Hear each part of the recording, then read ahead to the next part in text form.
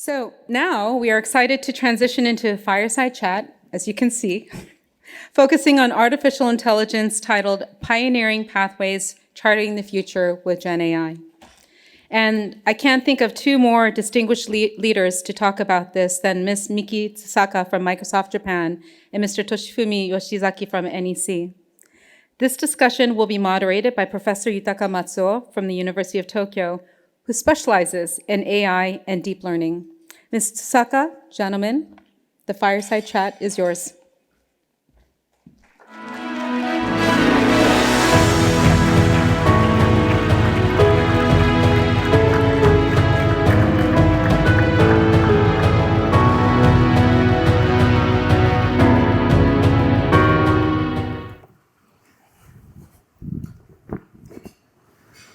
Okay, shall we start? Good afternoon, everyone. And my name is Yutaka Matsuo. I'm a professor from the University of Tokyo.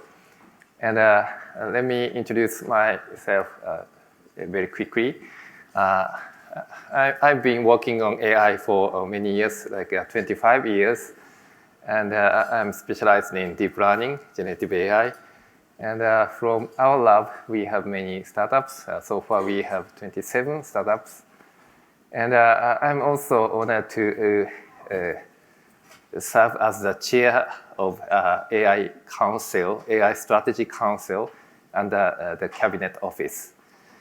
And today, we have a great panelist, Tsusaka-san from Microsoft Japan, and Yoshizaki-san from NEC. So could you introduce yourself a little bit? Sure.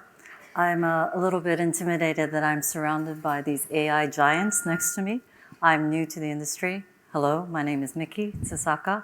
I've been the CEO of Microsoft Japan only for about 2 years. But so much has happened in the last 2 years.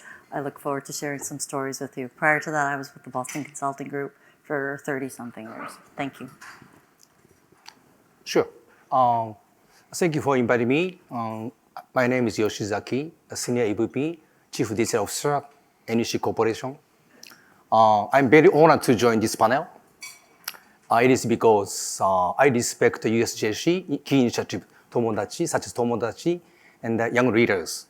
So I actually enjoy this panel session. Thank you. Yeah, thank you very much.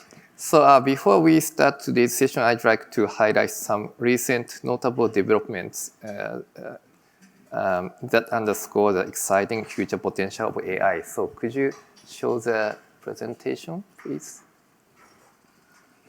Okay.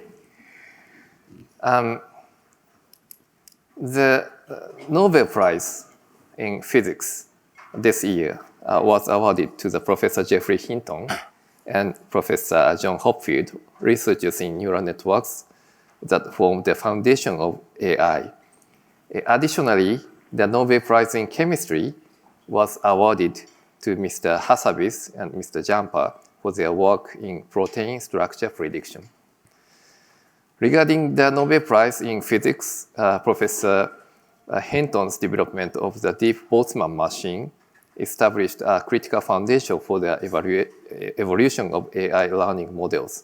Furthermore, Professor Hopfield's Hopfield network, inspired by the memory mechanism of the brain, induced an innovative model in which memory is distributed across the entire network. These technologies have had a significant influence on contemporary generative AI. As for the Nobel Prize in Chemistry, considering the recipient's use and the early stage of their accomplishment, the award came at an unusually rapid pace. This reflects the growing expectation for AI-driven approaches. These awards are symbolic of the vast potential AI research hold for advancing science and technology. Furthermore, I'd like to mention that ChatGPT 01, which was released just this past September. This model demonstrates significantly enhanced abilities in tackling complex tasks and has achieved performance comparable to a PhD student in scientific and mathematical field. For example, in the preliminary rounds of the International Mathematical Olympiad, it succeeded in solving 83% of problems, a remarkable leap from its predecessor, GPT-4o. As shown in the figure on the right, this model can now actually solve reasoning-based quizzes, such as those that require complex steps to measure specific interval of time. Okay, with these rapid advances, AI technology is expanding beyond the scientific field and into numerous areas of business, healthcare, finance, and education. And we expect research and application to accelerate further in the coming year. Okay, then in this session, we want to talk about 3 questions. The first question is, how do you perceive the advancements in generative AI and what initiatives are your companies pursuing? So, Yoshizaki-san. Sure. Matsuo-san, thank you very much. So, first question, personally, I am very, very positive this Gen AI movement wave. Matsuo-san, as you know, this is the first time for us to about booming, first booming. First booming in the 1950, first start phase. Expert system 1980, and the third wave is the Matsuo-san, you know better, the machine learning and the transform. Now we are first wave. Compared to the 3 times, current the environment is dramatically changed, especially the software technology and infrastructure. Last 3 times wave, it was not easy to adapt the corporate business AI, unfortunately. So I'm very excited to use Gen AI among industries and any type of size of the company, small, mid, large. That is my first feeling for about Gen AI. Okay. Yeah. Shall I build? Yeah, Okay. please. Okay. So building on what both of you said, I think AI has now arrived in a generative AI way. Last year was its birth year. I think this year is the second year of real utilization. Just picking up on some things you talked about. You talked about ChatGPT 4o. OpenAI is a fantastic partner of ours. They run their systems on Microsoft. But it was pretty incredible that in 2 months, 100 million people around the world were using it. 100 million is a lot of people around the world. The other technology waves you mentioned, Yoshizaki-san, I think it took mobile phones over a dozen years to get to 100 million. All of you have them today, but it took us over a dozen years. It took the internet, I think, 7 years. So it just gives you a sense of what the pace is. I only joined Microsoft last February, but it was January that Satya, our CEO, said, everything we'll do will have AI in it. So whether it's your PowerPoint or Team or Excel, I hope all of you use some of our favorite products. It does have AI in it. And I think the economic growth, talking about another number, the Japanese government has said generative AI is creating 6 points of value for the Japanese economy. That's $3.4 trillion. So it's here to stay. It's everything that we do. But to use AI, I think we need to be able to use it securely and safely. So I feel comforted that at Microsoft we have 34,000 engineers that only work on security and a couple hundred people that create the guidelines of what is the right way and the wrong way to use AI and keep ourselves and our customers, partners, all safe and secure. Okay, could you share a little bit of what Microsoft is doing using the generative AI? So we started actually coming out and debuting to the world with a technology based on something called GitHub Copilot. Copilot is our brand. Satya explains it as the interface to the UX to AI. I think that's one way to put it. GitHub Copilot was a software development tool that thousands of our engineers used. what was most impressive to us, and this was 2 Octobers ago, was most impressive to us was not that they could code 50% faster, which is pretty significant, but I like the fact that they were 75% happier. So the automatable, the basic, the routine stuff got Gen AI powers, and they raised their satisfaction in terms of their jobs. And since then, it's been every product and every function, whether it's finance, HR, our own supply chain, it is embedded in what we do. Yeah, okay, great. Yoshizaki-san, I think NEC is doing a great job. Yeah. And we love working with Yeah, NEC. sure. Let me explain current our key initiative. Three points. Firstly, last July we developed what we call the large language model Kotomi. We provide our super performance in the especially Japanese environment by using Kotomi. Secondly, we established the data center in the Chiba Prefecture. We established the hybrid environment, cloud and AI. We have the direct connection to hyperscaler such as Microsoft, AWS, and Oracle. So we can provide that very sensitive environment for users such as banking or the defense agency, etc. That is very important for the specific area, especially the sensitive data users. And thirdly, under CDO, my role, we have 4 years ago we have organized the dedicated governance, what we call the digital trust team, consists of the lawyers team or the regulation expert and the communication team. Those are very important for us to proceed our AI internal and external for users. Those 3 key initiatives we are now proceeding. That is Okay, great. Thank you very much. So let's move on to the question number 2. What are the impacts, opportunities, and expectations for Japan? This is a more general question, but You get asked this question every day. So Yoshizaki-san and I were saying, Matsuo sensei should just talk, and you guys might learn even more. panel. Should be panel. see the entire Japan. Well, no, so what do we see? As I said, there's huge economic upside in a country that is shrinking in terms of population, aging in terms of population. I have yet to meet a Japanese CEO or leader that says, oh my God, I have too much digital talent and incredible people. People shortage, time shortage, I think is the big pain point for an economy like Japan. I think there's also opportunity outside of Japan. In light of today's audience today, most Japanese companies that are export-oriented or import-oriented are very dependent on the US. So I think there's just an enormous upside in terms of the labor productivity that we see. Again, I'm not, expert like Matsuo sensei and Yoshizaki-san being in this industry for decades, but I feel it as a regular citizen, as a regular consumer. My work life has changed.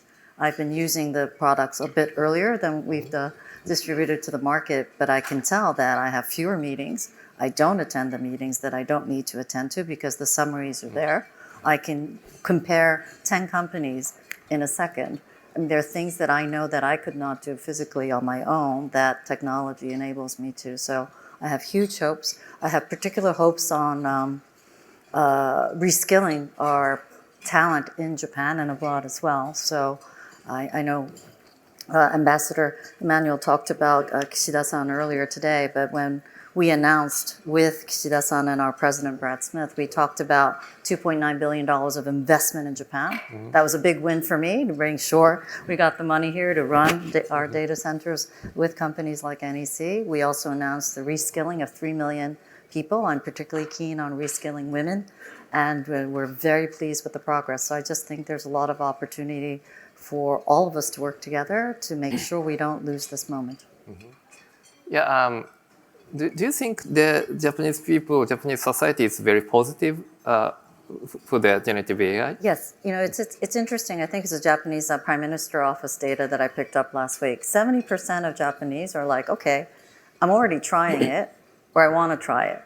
And I think it's very, Maemuki, very forward-looking, more than other technology trends we've seen in the past. Yeah. And even the global data that we have suggests that people are using it anyway. So you may have been searching on a tool, whatever tool that you have in your phones. But that is already, powered by AI behind the scenes. I think management, leadership is maybe, one notch behind. I think there's still companies that are waiting to see how this is really going to pan out.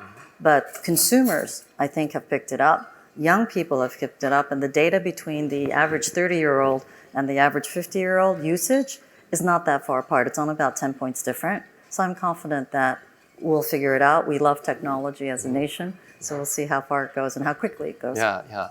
I have, I have attended another meeting yesterday with people from Germany, and I said that Japanese people are very, very positive and they like generative AI so much, but they don't believe. Well, I think there's a job loss implication in tight They labor say so, markets, and in Japan, every graduate, that graduates from Tokyo University is getting more job offers than he or she can accept. I think that's the structural difference. Yeah. Okay. How about you? What is you? Okay, let me share my interesting experience. When I met Satya Nadella, CEO, because your boss. My boss's boss. Yeah, boss. At Davos in January. World Economic Forum, I asked him straight about his AI strategy directly. So he told me simply, we have the two types of AI, global general AI and country or region specific AI. It is because because the culture and the regulation or the business custom are different, depends on the region or country. So I returned to Tokyo, I focus more the industry specific or the task specific AI. And I learned a lot from global companies, leaders. When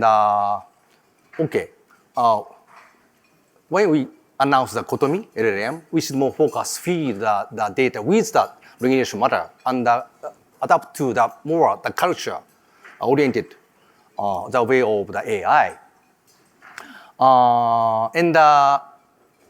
We announced the Japanese reference case. Can I share it to you? Mitsui Sumitomo Insurance Corporation. Mitsui Sumitomo Insurance Corporation. For the accident response record operations. They're a huge burden to handle because it's originally the manual processing. By leveraging our NEC's the voice recognition and summarize the interactions, then the Gen AI summarize the data for create the record, summarizing. So by this the automated process, the workload and their time reduced dramatically. This is very important. It is because without human resource, we should increase our productivity. That is the very important for our Japan situation. Year by year, the population is decreasing, and our labor force, especially the IT engineers, will be short of after 2026. That's the big burden for us. Yeah, that's very, very important. But I think many companies, not willing to adopt the generative AI. They are very reluctant to, digitalize. So, how do you think? How can we change that atmosphere? We need more the increase of business AI application by specific industry, like automotive industry for the productive design, or the healthcare industry. We should increase more the supporting or medical record, the AI automatic process. So based on the infrastructure, now it is chance to increase more the use case by adopting the Gen AI. I completely agree, Yoshizaki-san. I think there are very industry-specific applications which are coming about. I think there's certain industries, like you mentioned, financial services, insurance, retail, where there's just so much data, but it's not information. And those have been the leading sectors that have taken on. I think I also see a community of functional experts. So the CFOs have to close the books. talk to the board. They're common things that CHROs have to do: recruit, retain, develop, and administer HR benefits. So I think there's many more, an equivalent amount of specialization by function that we're seeing, which is making the usage of AI easier for those experts as well. Yeah, okay, thank you. So let's move on to the final question. Q3, what are the possibilities for US-Japan collaboration, and what expectations do you have for governments or industries in this regard? Okay. はい。 Third question, Matsuo-san. I believe that we need more the global ecosystem based on the new type of the AI infrastructure. For example, Matsuo-san, we have the tight relationship, we new type of the academy project and the industry project between the NEC and the Tokyo University, Matsuo Lab. So we are creating the new type of the AI agent, feature model. That would be the global, not only Japan market, but also global market. So in that case, we need to get support from government to such as a model, as well as the infrastructure. So that would be the very important for us to enhance our real business market for AI. Of course, I need global partners' help because it should be beyond borders. And now it's time to promote more the specific industry or task-oriented the model to the world. That's in my opinion. Okay, thank you very much. Just to build on a few points, we have a collaboration with Matsuo Sensei too, and we have funded some of the work. Again, thanks to Satya for believing in us in Japan. But in terms of both governments and industries, again, being newer to the industry, I've been very impressed around the nation-to-nation discussion on responsible AI. So starting with the Hiroshima summit, for example, which I think you were there for, and our former prime minister. But when all the heads of government get together, they actually do talk about this, and they talk in a common way. The rules are quite different, right? So regulation in Europe with GDPR is nothing like what China looks like. Yeah. And yet I think there's a common interest to figure this out. And so we've launched a Secure Future Initiative report last month that brings all sorts of constituents together around the rules of the road, so that all of us can collectively develop the technology for good and also monitor the bad things that are happening, especially in an uncertain, I guess, geopolitical world. I do think that on the corporate side, Japanese companies have never known to be first on many technology trends. But just as I joined, I think it was last March, I know there's several of you from the financial services industry. I have to say I was impressed that all three mega banks at the same time, in a sort of coordinated way, said they were all going to have internal chat functionality as a starting point. And, sectors like financial services, insurance have, for the right reasons, a lot of constraints around what you do and don't do with data inside the bank, outside the data, customer data. But I think they figured that out very early on. So I'm hopeful. I get a little depressed when a CDO or CEO says, "Well, we'll think about it." I said, by the time you finish thinking about it, the next wave of innovation is going to come. I probably go to Seattle headquarters now twice a month just so that I can keep up and bring our Japanese clients over.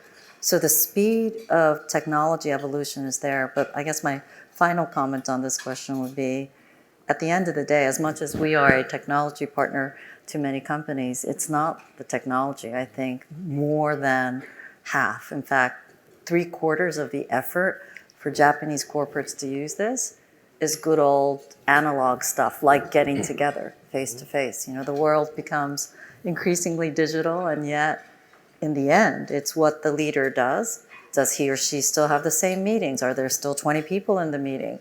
Do we need that meeting? And unless those behaviors change, we won't change as Japan or the US. And I would say whatever I just said about American leaders as well, though they're slightly ahead in terms of their aggressiveness and assertiveness to deploy the technology, mainly because a lot of the IT talent in the US market is quite insourced. We live in a very unique Japanese ecosystem where Our SI partners probably own 70% of the IT talent here. And I think we'll see a migration of leading edge AI, digital talent, and democratization of technology at the entry level as well. And so it'll be for everyone, but again, under the appropriate guardrails. Yeah, thank you very much. Because we have only 3 minutes left. Matsuo-san, by the way, this is the urgent request to you. I have not gotten your the agreement, but could you share the AI agent model about the global model? What we are aiming at? World model. You can answer all 3 questions too. I'm This sure is the sudden audience request. No, I'm a moderator today, so I cannot answer. But maybe let me answer for the world model. World model is the next, big challenge for generative AI, because LLM models the interaction between people, and it can answer very, well to the linguistic question. But the things is like, for example, we can move around this room, and we can understand what will happen if we, fall or throw something. So we have some simulator in our brain, but this simulator is learned by data experiences. And how can we make this kind of very accurate and fine-grained simulator inside our brain? So this is the question. And the same technology to LLM can be used for developing that kind of model. And that model is said world model. And sounds good. Once we can create a world model, I believe that we can completely replace human workload. It's very important for robotics and for manufacturing, automobile, everything related to physical world. So, we are running out of time. So maybe I want to ask the final comment. I want to ask, can Japan change? And please make a very positive comment. like the ambassador tried to earlier today. No, of course Japan can change. I think that Japan has changed a lot. As you might tell from my New York accent, I was based in the States for about 20 years. The last decade or so, I think we've seen more change, literally in the last 5 years in terms of this technology, than the 10, 15 years before that. So that's the technology part. The Japan part, we will change because we have to change to keep growing. And so I'm very hopeful, including students at your lab and the startup community, all the things that have been discussed today. So I think it's too hard to be a pessimist when you wake up in the morning, but I do think that we have our moment, and organizations like this that bring companies together, people together, I think are extraordinarily important because it is about that human connection, I believe, in the end. I'm often asked by Japanese companies, all the big hyperscalers, Microsoft and the other American logo companies are spending all this money.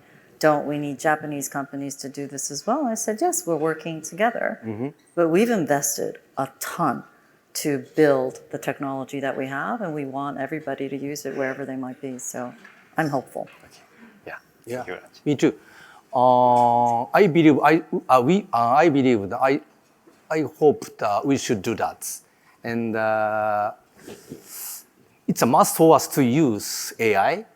It is because the fourth wave means the fourth chance for us to realize the more efficient way of the workload, and it would be the great chance for to growth again.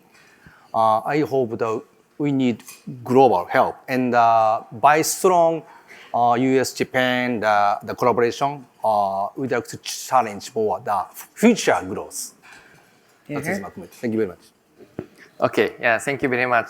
Thank you very much for sharing the great insights. And we want to thank this great opportunity and great panelists today. Thank you very much. Thank you. Thank you very much.